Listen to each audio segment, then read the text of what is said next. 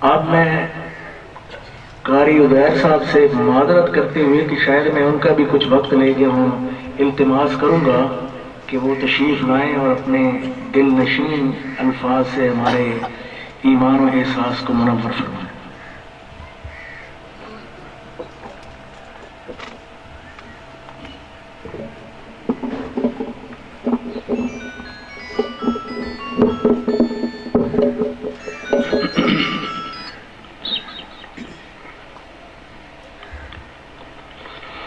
الحمد لله الذي نزل وأنزل الكتاب بالحق على الحق، والصلاة والسلام على من أرسل إلينا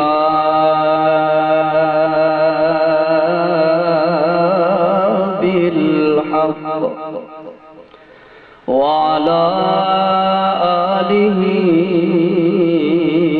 وأصحابه الذين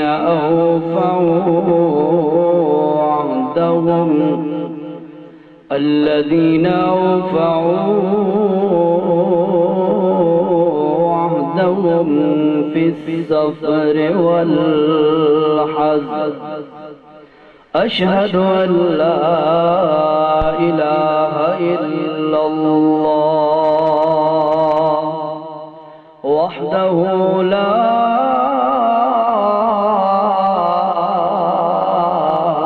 شريك له، وأشهد أن محمدًا عبده ورسوله. أما بعد فأعوذ بالله من الشيطان الرجيم. بسم الله الرحمن الرحيم. فمن اتبع هداي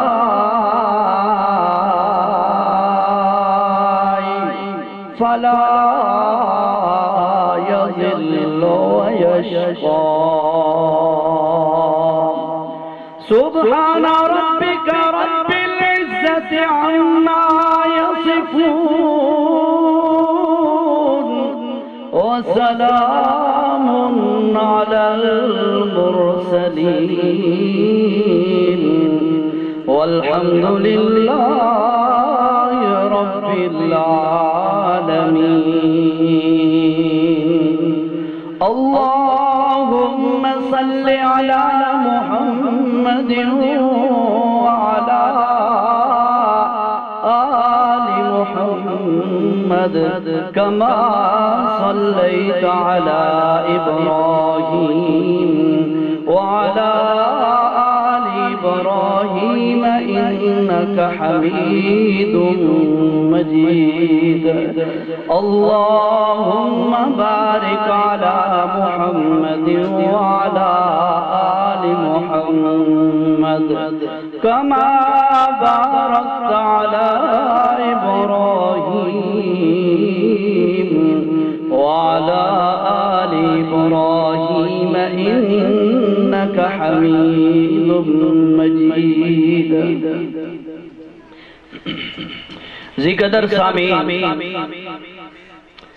دنیا کا ہر انسان اس بات کا خواہش مند ہے کہ اسے بلند سے بلند مقام حاصل ہو جائے، اور وہ انسان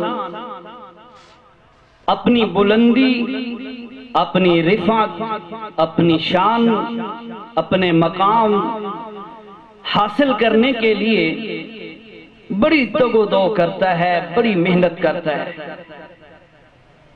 اور کچھ لوگ یہ خیال کرتے ہیں کہ ہماری کامیابی دنیاوی اعتبار سے پڑھ لکھ کر بڑی پرسنالٹی بن جانے میں ہے. کچھ لوگ یہ تصور کرتے ہیں کہ ہماری کامیابی بڑے بڑے عہدے حاصل کرنے میں ہے، اور کچھ لوگ یہ سمجھتے ہیں کہ ہماری کامیابی مال و متاع جمع کر لینے میں ہے، بڑا پیسہ ہو، بینک بیلنس ہونا چاہیے، اور کچھ لوگ یہ تصور اور تخیل کرتے ہیں کہ ہماری کامیابی ہمارے حسن میں ہے، ہماری ظاہری صورت کے اندر ہے۔ یہ تو لوگوں کے خیالات ہیں، ان خیالات کے مطابق لوگ اس چیز کو حاصل کرنے کے لیے محنتیں کرتے ہیں، لیکن رب العالمین وہ ذات برحق ہے جس نے ایک اپنا قانون بنایا ہے۔ جیسے ایک مثال ہے کہ جب کوئی فیکٹری، کوئی کارخانہ یا کوئی فرد کوئی مشینری ایجاد کرتا ہے، بناتا ہے، تو اس مشینری کو استعمال کرنے کے لیے وہ ساتھ ایک گائیڈ بک، یوزر مینول، اس کی رہنمائی کے لیے چھوٹا سا پمفلٹ، کتابچہ وہ بھی ساتھ بھیجتا ہے، تاکہ یہ مشینری خریدنے والا انسان یہ کتاب پڑھ کر اسے استعمال کرے اور اسے مستفید ہو۔ اسی طرح رب العالمین نے بھی جب انسان کی یہ مشینری بنائی، اس مشینری کو کارآمد بنانے کے لیے، مفید بنانے کے لیے اللہ نے آسمانوں سے ایک کتاب بھیجی۔ وہ کتاب قرآن مجید کی شکل میں میرے اور آپ کے پاس، امت محمدیہ کے پاس یہ آئی ہے، اور اگر جیسے دنیا کا کوئی بندہ اس مشینری کی کتاب، گائیڈ بک پڑھے بغیر مشینری کو استعمال کرے، بارہا غلطیاں کرے گا، اس سے وہ پورا استفادہ حاصل نہیں کر سکے گا۔ ایسے ہی اگر میں اور آپ، جس کو اللہ نے اپنے آسمان سے ایک کتاب بھیجی ہے جس کی طرف، اگر میں بھی اور آپ بھی اس کتاب کو پڑھے، اس کتاب کو سمجھے بغیر زندگی گزاریں گے تو ہم بھی اپنی زندگی سے فائدہ کبھی نہیں اٹھا سکیں گے۔ یہ ہماری رہنمائی کے لیے اللہ نے کتاب بھیجی ہے، چونکہ آپ کو پتہ ہے آج کی یہ نشست، یہ پروگرام بھی قرآن مجید کی ایک خاص نسبت ہے اس کے اندر کہ دو بچوں نے ماشاءاللہ قرآن مجید کی تکمیل کی ہے، حفظ مکمل کیا ہے، بہت بڑا کام ہے۔ لیکن میرے بھائی، یہ ہم سب کو سوچ لینا چاہیے کہ میں اور آپ دنیا کے اندر بے فائدہ، بے مقصد حیوانوں کی طرح زندگی بسر کرنے نہیں ہے، بلکہ میری زندگی کا کوئی ٹارگٹ، میری زندگی کا کوئی مقصد ہے، آپ کی زندگی کا بھی کوئی مقصد ہے۔ اگر میں اور آپ نے اپنے مقصد کو حاصل کرنے میں ناکام ہو گئے تو یاد رکھو اللہ دنیا میں بھی ذلیل کر دے گا، آخرت میں بھی ذلیل کر دے گا۔ سورہ مومنون کی آخری 3-4 آیات میں اللہ نے فرمایا، أَفَحَسِبْتُمْ أَنَّمَا خَلَقْنَاكُمْ عَبَثًا، لوگ یہ سمجھتے ہیں کہ اللہ نے ہمیں بیکار، بے فائدہ پیدا کیا ہے، وَأَنَّكُمْ إِلَيْنَا لَا تُرْجَعُونَ،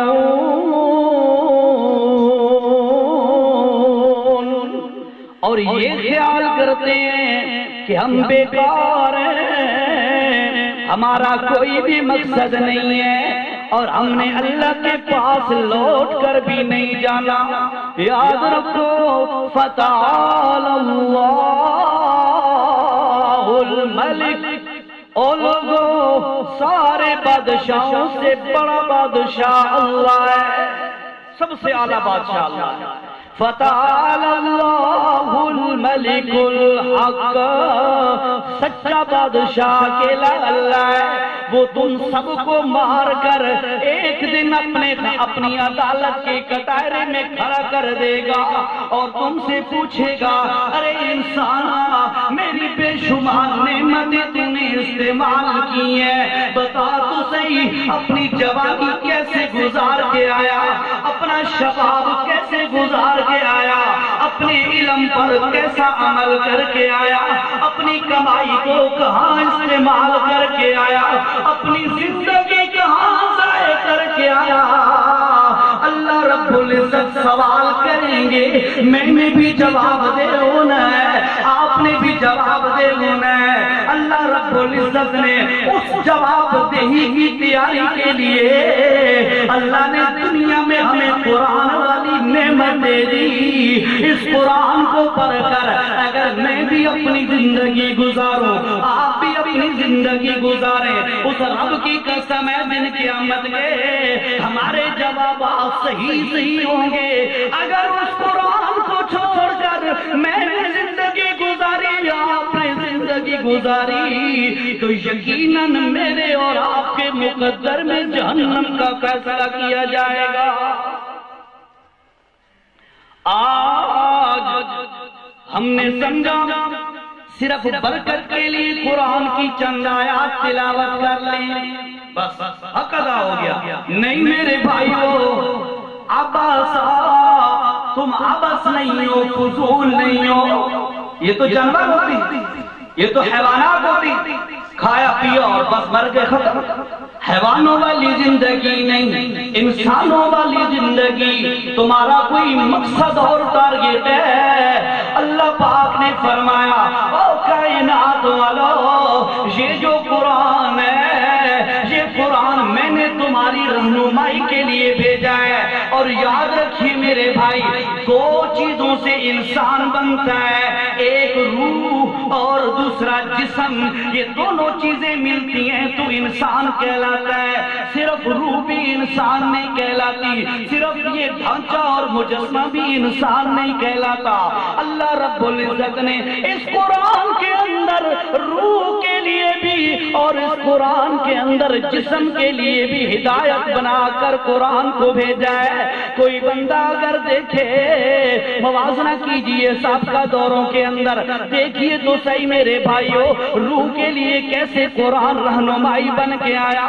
حضرت عمر رضی اللہ تعالیٰ عنہ خود بیان فرماتے ہیں، ایک دن میں ارادہ کر کے نکلا کہ یار آج میں اللہ کے پاک پیغمبر حضرت محمد الرسول اللہ صلی اللہ علیہ وسلم کو تکلیف پہنچاؤں گا۔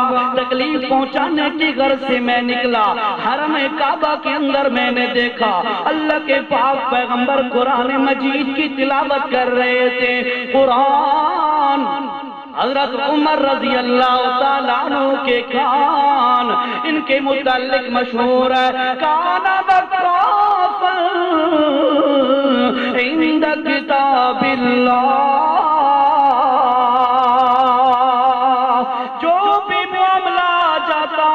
حضرت عمر اگر عمر کے سامنے قرآن پڑھا جاتا، عمر ٹھہر جایا کرتا تھا۔ حضرت عمر فرماتے ہیں جب میں حرم مکی کے اندر پہنچا، اللہ کے پاک پیغمبر قرآن کی تلاوت سورۃ الحاقہ کی تلاوت فرما رہے تھے۔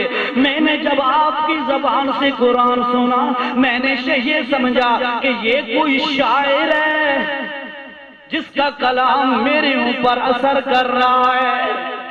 حضرت عمر فرماتے ہیں میں نے سمجھا یہ کوئی شاعر ہے جس کے اشعار میرے اوپر اثر کر رہے ہیں۔ اللہ کے اللہ حضرت عمر فرماتے ہیں یوں ہی میں نے یہ بات سوچی تو ادھر سے اللہ کے پاک پیغمبر کی زبان پر اللہ نے آیت جاری کرا دی، وَمَا هُوَ بِقَوْلِ شَاعِرٍ قَلِيلًا مَا تُؤْمِنُونَ۔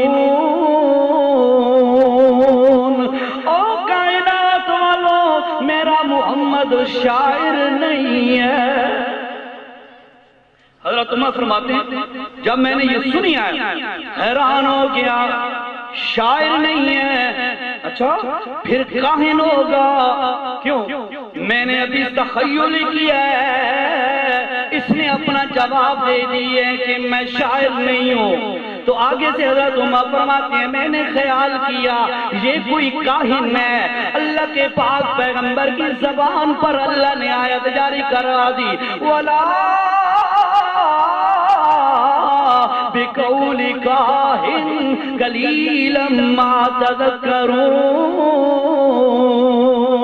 میرا پاک پیغمبر کاہن بھی نہیں ہے، تم سمجھتے نہیں ہو، میرے محمد کا مقام تم نے سمجھا نہیں ہے، میرا پیغمبر شاعر بھی نہیں ہے، یہ قرآن شعر بھی نہیں ہے، میرا پیغمبر کاہن بھی نہیں ہے، یہ قرآن کوئی اور علم بھی نہیں ہے، بلکہ ھذا کلام اللہ، یہ اللہ کا کلام ہے، اس کے اندر بڑی تاثیر ہے۔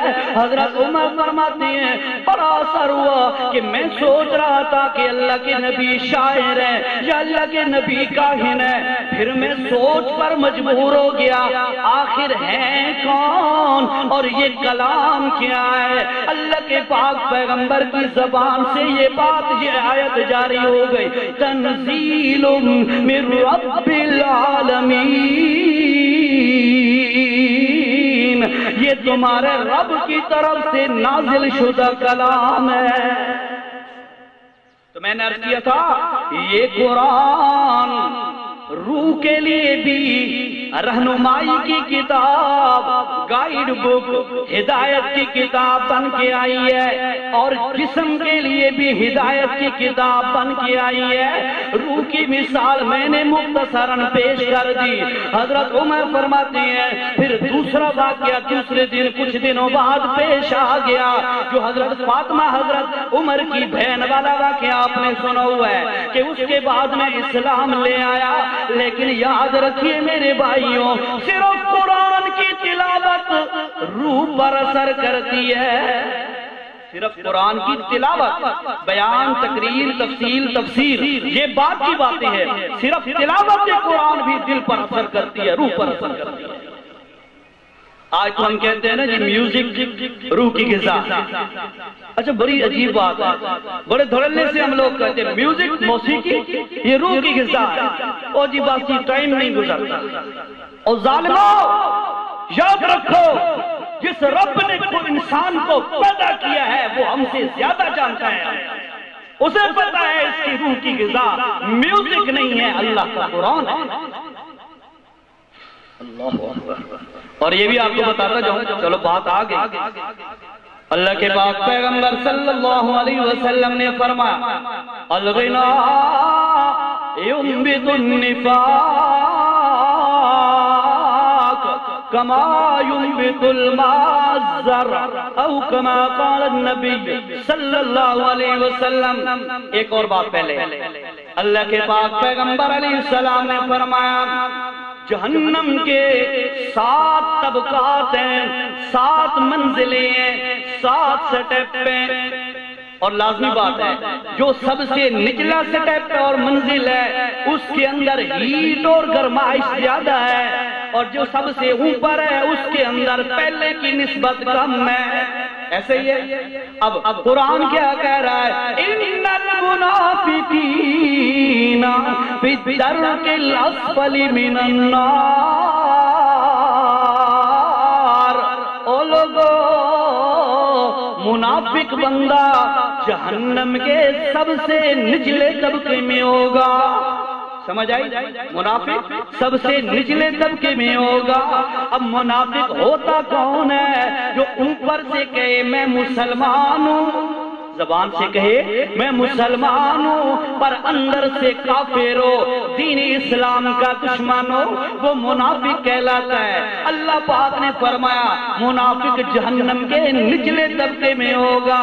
اب آئیے میرے بھائیو حدیث سنیے، اللہ کے پاک پیغمبر نے فرمایا جو بندہ گانا سنتا ہے، میوزک اور موسیقی سنتا ہے، اس کے دل کے اندر منافقت ایسے پیدا ہوتی ہے جیسے پانی لگائے بندہ اور سبزی پیدا ہوتی ہے، سمجھ آئی؟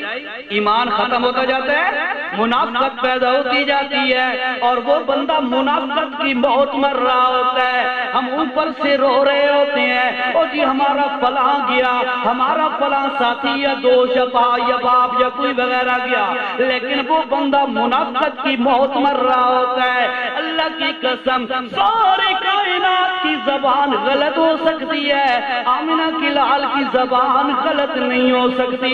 اللہ کے پاک پیغمبر نے فرمایا جو گانا سنے گا اس کے دل کے اندر منافقت پیدا ہوگی۔ یہ تو علیحدہ سنن بات آ گئی۔ بہرحال قرآن مجید روح کی بھی غذا ہے، روح کی غذا میوزک نہیں ہے، اللہ کا کلام، اللہ کا قرآن ہے۔ اللہ اور جسم اس کے لیے بھی ہدایت اور رہنمائی بن کے آیا ہے قرآن۔ ہر انسان 5 جہانوں سے گزرنے والا ہے، ہر انسان۔ پہلا جہان عالم ارواح کا، جہاں سے روح انسان کی بنی، جہاں پر روح والا جان۔ اس کے بعد عالم بطن، ماں کے پیٹ والا جہان۔ اس کے بعد عالم دنیا، دنیا والا جہان۔ اس کے بعد عالم برزخ، قیامت کے دن سے پہلے اور موت کے بعد یہ درمیانی جتنا بھی عرصہ ہے عالم برزخ کہلاتا ہے۔ اور اس کے بعد 5واں نمبر عالم آخرت، 5واں جہان عالم آخرت۔ پہلے دونوں جہانوں کے اندر انسان کچھ کرنے کے قابل نہیں ہے، اس کے لیے کوئی فیصلہ نہیں ہوتا۔ آخری 3 جہان، ان جہانوں میں سے ایک جہان ایسا ہے جہاں پر انسان کچھ کرنے کے قابل ہوتا ہے۔ باقی اگلے 2 جہان آخری، ان کے اندر انسان کے لیے فیصلہ کیا جاتا ہے جنت یا جہنم کا۔ اللہ کے پاک پیغمبر علیہ السلام نے فرمایا یہ مجسمہ، یہ جسم چل کے آ رہا ہوتا ہے ماں کے بطن سے، اور آ کر دنیا میں آتا ہے، پھر برزخ میں جاتا ہے۔ جو ہی برزخ میں پہنچتا ہے، میں اور آپ دفن کر کے واپس آ رہے ہوتے ہیں، فرشتے آ جاتے ہیں سوال کرنے کے لیے، مشہور بات ہے، فرشتے آ جاتے ہیں سوال کرنے کے لیے، من ربو کا، تیرا رب کون ہے؟ دوسرا سوال کرنے کا، دوسرا سوال کیا جاتا ہے من نبیوں کا، تیرا نبی کون ہے؟ اور تیسرا سوال کیا جاتا ہے ماں دینوں کا، تیرا دین کیا ہے؟ 3 سوال۔ اللہ، پہلے سوال کے جواب میں مسلمان بندہ، مومن بندہ یہ کہتا ہے، سوال کرتا ہے فرشتہ من ربو کا، تیرا رب کون ہے؟ جواب دینے والا کہتا ہے ربی اللہ، میرا رب کون ہے؟ اللہ۔ بھائی آپ کی طرف بولے، آپ کا بھی حق بنتا ہے اللہ۔ اور دوسرا سوال کیا جاتا ہے من نبیوں کا، تیرا نبی کون ہے؟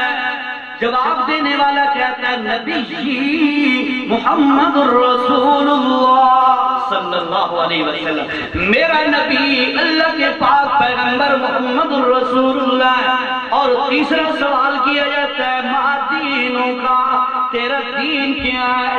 جواب دینے والا کہتا ہے دینی الاسلام، میرا مذہب، میرا دین دین اسلام ہے۔ جب بندہ یہ جواب دے لیتا ہے، فرشتہ آ کر اس سے اگلا سوال کرتا ہے یہ تینوں جواب تیرے ہیں تو ٹھیک ہے، ہم مانتے ہیں، پر یہ بتا یہ تینوں جواب تو نے کہاں سے سیکھے؟ یہ بڑی اہم بات ہے، یہ تینوں جواب تو نے کہاں سے سیکھے؟ بخاری شریف کی حدیث ہے، اللہ کے پاک پیغمبر علیہ السلام نے فرمایا مومن بندہ جواب دیتا ہے کہ میں نے یہ تینوں جوابات، تینوں سوالوں کے جوابات اللہ کے قرآن سے، محمد کی سنت سے سیکھے ہیں۔ اور جو مسلمان کہلانے والا قرآن کھول کے بھی نہ دیکھتا ہو، جس کو پتہ ہی نہ ہو قرآن پڑھا کہاں ہے، گھر میں رکھا ہے برکت کے لیے، پر پتہ ہی نہ ہو کس الماری کے کس کونے میں پڑا ہے، وہ بندہ کیا جواب دے گا آخرت میں؟ تھوڑا سا سوچئے گا۔ اللہ، تو یہ میں نے دو باتیں کہی، قرآن روح کے لیے بھی ہدایت بن کے آیا، حضرت عمر کی ایک مثال میں نے دی، قرآن جسم کے لیے بھی ہدایت بن کے آیا، کیسے؟ تینوں سوالوں کے جواب بندہ دے رہا ہے، اس کا جسم محفوظ ہو رہا ہے اللہ کے عذاب سے، یہ اسے استفادہ کہاں سے حاصل ہوا؟ قرآن سے۔ اور اللہ نے فرمایا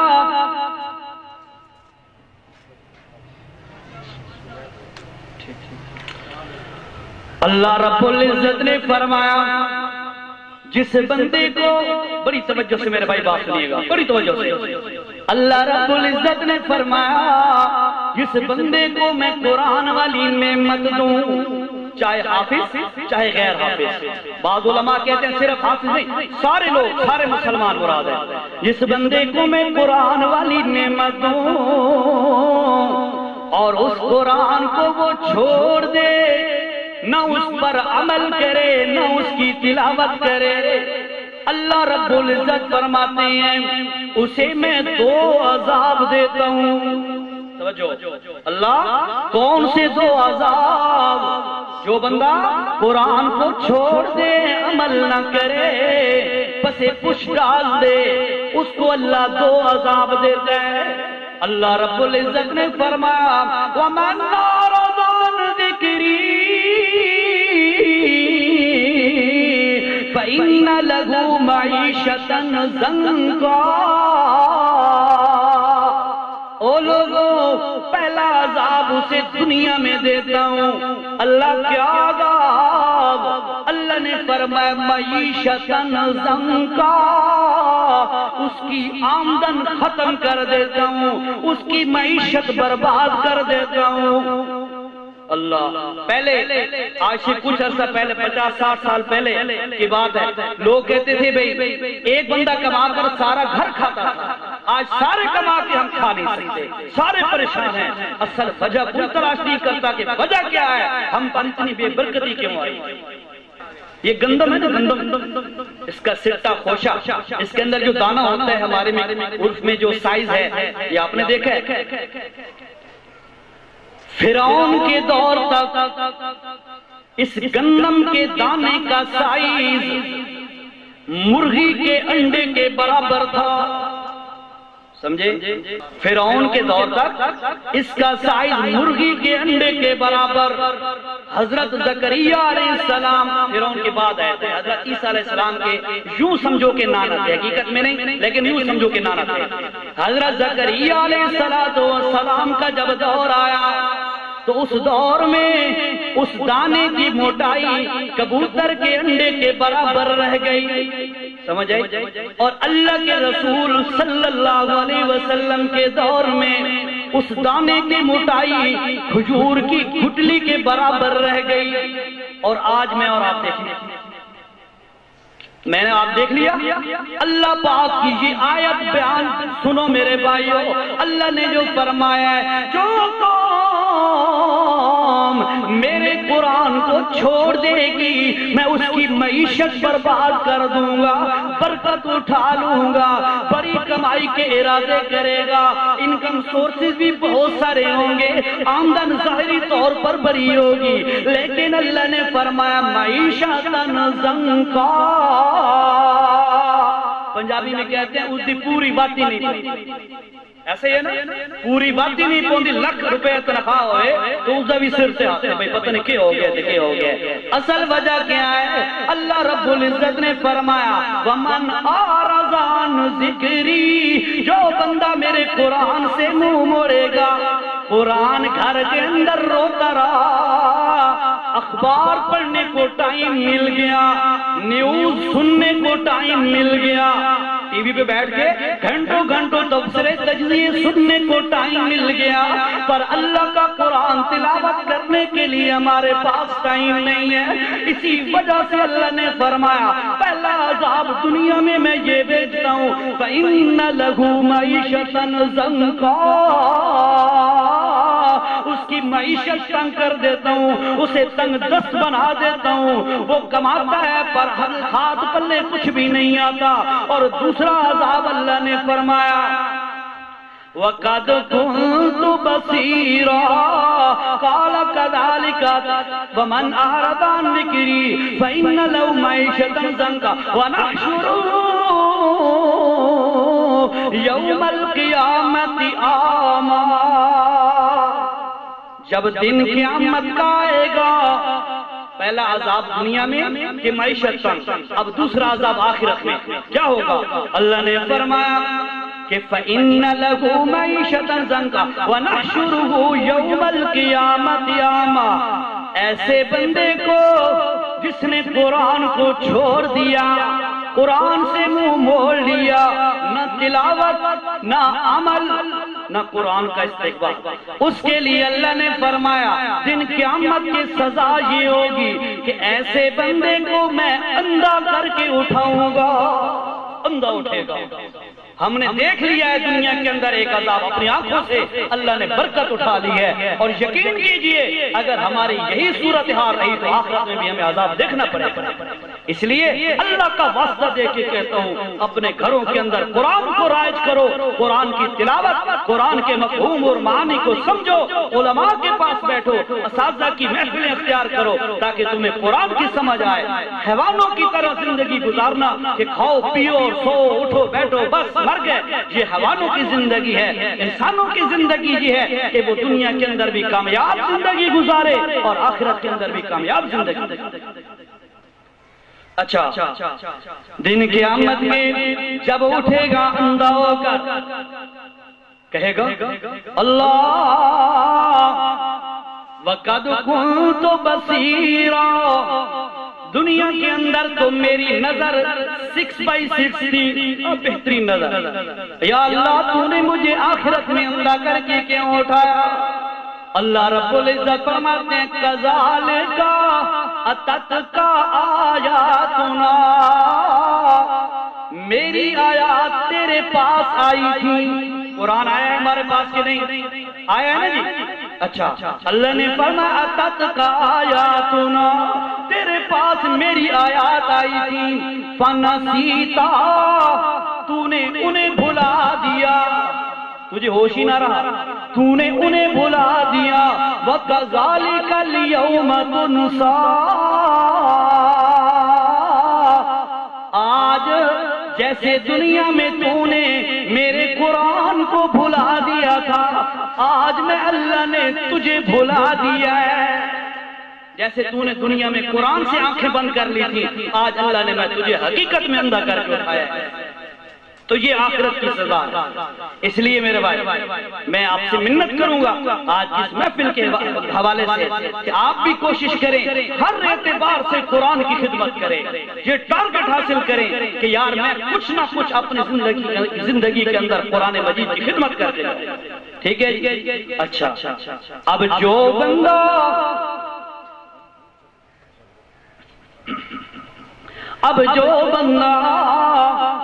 قرآن پڑھ لے، حفظ کر لے، قرآن سمجھ لے، اس کا انعام کیا ہے یہ بھی تو پتہ ہونا چاہیے۔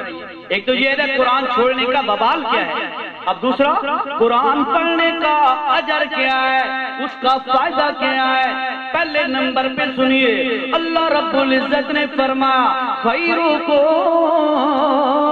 من تعلم القرآن وعلمہ، او لوگو تمہارے پاس عہدے ہیں، پیسہ ہے، ملازم نوکر ہیں، تمہارے پاس بڑی بڑی بلڈنگز اور گاڑیاں ہیں، ساری اپنی جگہ پر، یاد رکھو سب سے بہتر بندہ وہ ہے خیرکم من تعلم القرآن،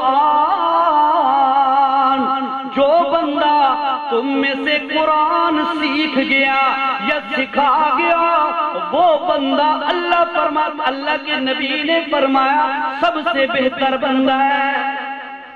سمجھ آئی بات؟ سب سے بہتر بندہ وہ جو قرآن سیکھے اور سکھائے.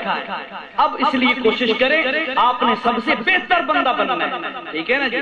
اور الحمدللہ یہ ہمارا بھتیجا سمجھیے، تو بھتیجے نے بھی حفظ کر کے اس پورے اس محلے اس گھر کے اندر گھرانے کے اندر نمبر 1 حاصل کر لیا ہے. حدیث کہہ رہی ہے کہ سب سے بہتر یہ. آپ بھی کوشش کریں. اگر کوئی بندہ حفظ کر لے اس کے لیے انعام کیا ہے؟ اللہ کے پاک پیغمبر صلی اللہ علیہ وسلم نے فرمایا جو بندہ حفظ کر لے اس کا انعام بعد میں سننا، پہلے اس کے ماں باپ کا انعام سن لو. کیسا؟ اللہ کے پاک پیغمبر صلی اللہ علیہ وسلم نے فرمایا کہ جن قیامت کے حافظ کے والدین کو ایسا پاک پہنایا جائے گا جس کی روشنی سورج سے بھی زیادہ ہوگی. اللہ اعزاز اکرام، بڑی عزت، بڑا شرف. کیوں؟ اس لیے کہ یہ حافظ کا مقام، حافظ کے والدین کا اللہ نے مقام، یہ اللہ کے پاک پیغمبر نے فرمایا حافظ کے والدین کا مقام یہ ہے. پھر اللہ کے پاک پیغمبر نے حافظ کا مقام اس حدیث میں نہیں بتایا. اس حدیث میں حافظ کے والدین کا مقام بتایا، حافظ کا مقام نہیں بتایا. وجہ کیا ہے؟ وجہ یہ ہے کہ لوگوں جس حافظ کے والدین کی یہ قدر ہے اس حافظ کی اپنی شان کیا ہوگی؟ جس کے ماں باپ کا یہ مقام ہے اس کی اپنی شان کیا ہوگی؟ اس کے لیے اللہ کے پاک پیغمبر صلی اللہ علیہ وسلم نے فرمایا کہ حافظ کو دن قیامت کے اللہ رب العزت فرمائیں گے ہاں بھائی حافظ صاحب ادھر آ جا. حافظ صاحب آئیں گے، اللہ فرمائیں گے جیسے دنیا میں قرآن پڑھا کرتا تھا بڑے سرود کے ساتھ، بڑی خوبصورت لہن اور آواز کے ساتھ، آج شروع کر بسم اللہ الرحمن الرحیم الحمدللہ الف لام میم ساری سورتیں پڑھتا جا اور جنت کے درجات پر چڑھتا جا. جہاں پر تیری آخری آیت آئے گی تو سمجھ لینا وہ تیرا جنت میں آخری اونچا مقام ہوگا. اللہ اکبر. تو ہمیں بھی یہ مقام حاصل کرنا چاہیے کہ نہیں؟ کرنا چاہیے نہیں؟ تو اس کے لیے قربانی، اس کے لیے قربانی. ڈاکٹر بنانے کے لیے ہم پہلے جی پڑھاتے ہیں، پھر میٹرک کی، پھر ایف ایس سی کی، پھر میڈیکل کالج گیا، پھر جا کے ڈگری حاصل کی، پھر کہیں جا کر اس نے پریکٹس کی، پھر جا کر ڈاکٹر بنا. انجینئر بھی ایسے بنا.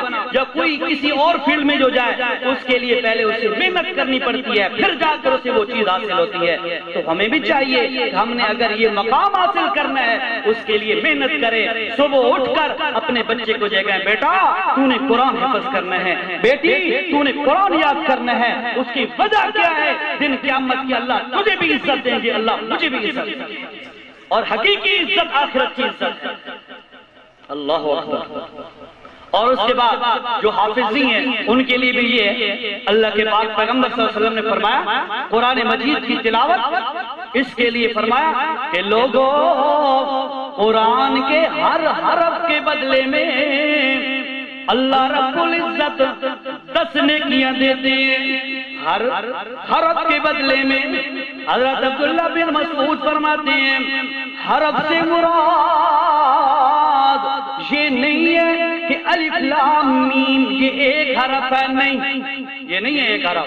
فرمایا الف ایک حرف، لام دوسرا حرف، میم تیسرا حرف.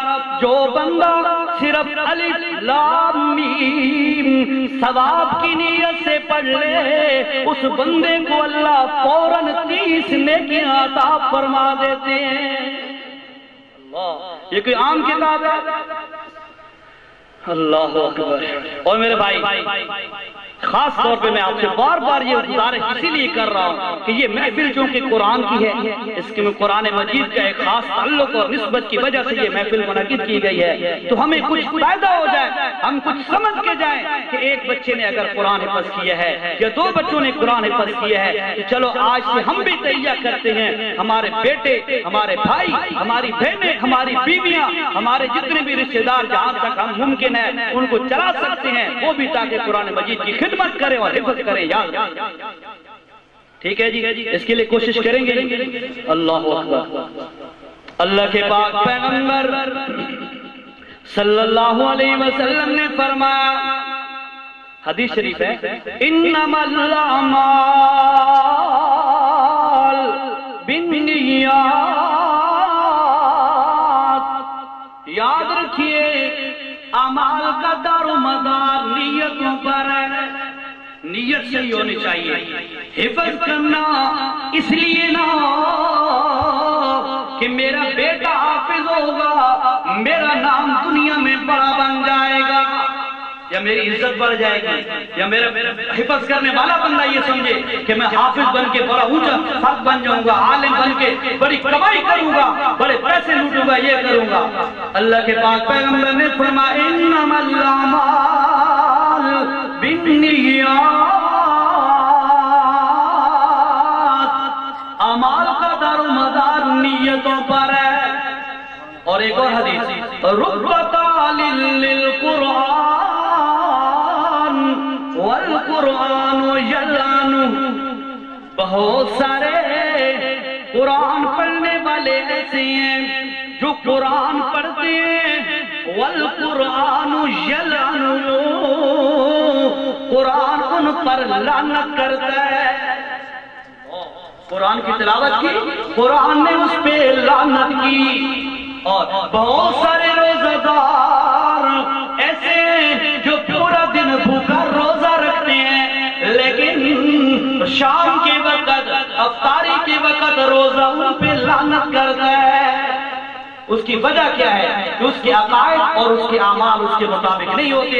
جس کی چیز کا تقاضا اللہ کا قرآن کرتا ہے یا جس چیز کا تقاضا روزے نے کیا ہے، اس کے مطابق اس کا عمل اور عقیدہ نہیں ہوتا۔ استاد محترم تشریف لا چکے ہیں، میں اپنی بات کو یہ بھی مکمل کرتا ہوں۔ اللہ سے دعا ہے اللہ میرا یہ کہا آپ کا سنا قبول فرمائے۔ ربنا تقبل منا انک انت السمیع۔